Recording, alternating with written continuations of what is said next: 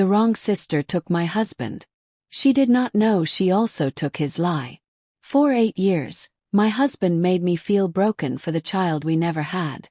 Then one Tuesday at 6:17 in the evening, he walked into our kitchen with my younger sister beside him, dropped divorce papers next to my dinner, and told me she was carrying his twins. My name is Vanessa. I was 46, pulling apart a rotisserie chicken when Gregory said we needed to talk. My sister Danielle stood 3 foot inside the door, purse still on her shoulder like a stranger. Gregory said the words that changed everything. Twins. Mine. I did not scream. I noticed a stain on his shirt cuff and thought about coffee filters. Shock does strange things. He said he was 49 and wanted a family that 8 years with me had given him nothing. Danielle gives me twins, he said. Turns out I married the wrong sister. I looked at my sister. She did not move away from him. He pushed the papers toward me. I read every page and signed only the acknowledgement of service. Nothing about the house. Nothing about our savings. That night, I packed a suitcase while he mentioned Danielle would be staying in the house I had built for 12 years. I checked into a hotel and cried for 4 minutes, then ordered soup. What Gregory never knew was that 3 years earlier, I found his fertility results by accident. His numbers had been the real problem, not mine. Yet he let his family believe I was the failure and I let him because I was protecting him. That silence became my biggest regret. I hired an attorney named Patricia. She found transfers from our joint account to Danielle. Thousands of dollars I never approved. That same night I got a text from Tom, Danielle's ex-husband. Before she told Gregory those twins were his, she told me they might be mine. I met Tom the next morning.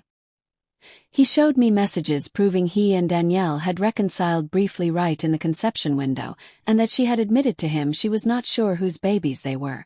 Neither had ever taken a paternity test. I confronted Danielle. She finally whispered, "Not completely." I asked if she believed Gregory when he said our marriage was already over. She said she had known enough to know she should not have believed him. Then she admitted the money had come from our joint account, too. Eleanor, Gregory's mother, invited us all to Sunday dinner and quietly invited Tom without telling her son. Gregory stood up mid-dinner and announced his exciting new future, calling it his second chance. Looking straight at me, Eleanor said one word. No. She told him he was not doing that to me again, that I had protected him for years by staying silent about his own results. His face went red as I corrected the record in front of everyone. Then Tom spoke. He placed his phone on the table, showed Gregory the messages, the dates, the doubt. Gregory turned to Danielle and asked if the twins were his. She covered her face and whispered, "I do not know for sure." His chair scraped back so hard it silenced the room. Eleanor said quietly that her son had ended an 18-year marriage before he even knew whose children he was fighting for. I told him about the bank records and told Gregory he would not finance his new life with my half of our old one. Then I looked at my sister and said the twins had not caused any of this and should not pay for it. I left before dessert.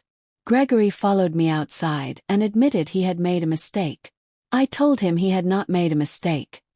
He had made decisions and drove away. The twins were born healthy 4 months later. 3 weeks after, Danielle sent me 4 words. "Tom is their father." I felt only relief, then tiredness.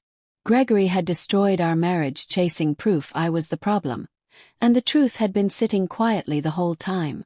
Later, Gregory asked me for coffee. I opened my calendar for one dangerous second before I remembered the wrong sister comment and typed back, "No, take care of yourself." My hand shook after I sent it. The house sold that fall. I walked away with enough. Not a fortune, just enough to stop being afraid of my own bank account. I bought a small condo, a round table with 4 chairs, and slept better the first night there than in months. Danielle apologized. I told her maybe someday we could be sisters again, but being related to me did not mean unlimited access to my life.